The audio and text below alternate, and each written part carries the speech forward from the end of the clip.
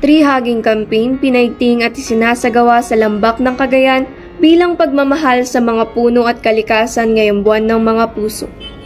Dahil dito, muling hinikayat ng Department of Environment and Natural Resources Region 2 na ang publiko na sumali sa pamamagitan ng pagyakap sa mga puno upang isulong ang pagmamahal at pangangalaga sa kalikasan. Layon ng Tree Hugging Campaign na isulong ang kahalagahan ng pag-aalaga sa kagubatan at ang benepisyo na makuha ng tao mula sa pag-aalaga ng mga puno at pagprotekta sa mga kagubatan.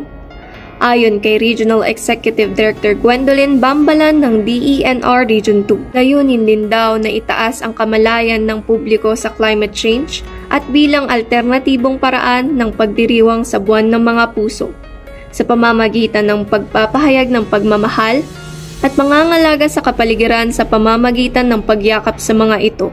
Inihayag ni Director Bambalan na ang Tree Hugging Campaign ay nagmula sa Chipko Movement noong 1970 sa India, kung saan nagpapatibay ang ugnayan ng mga tao at kalikasan. Actually prevent the further deterioration of the forest or the cutting of trees. Kaya gumawa po sila na-disseminate po ito in other parts of the world. So, sali po kayo dito at mararamdaman po ninyo ang pagmamahal ng mga puno sa bawat isa sa atin. Alam naman po natin kung gaano kahalaga ang mga puno. Nagbibigay po ito ng oxygen na atin pong hinihinga araw-araw.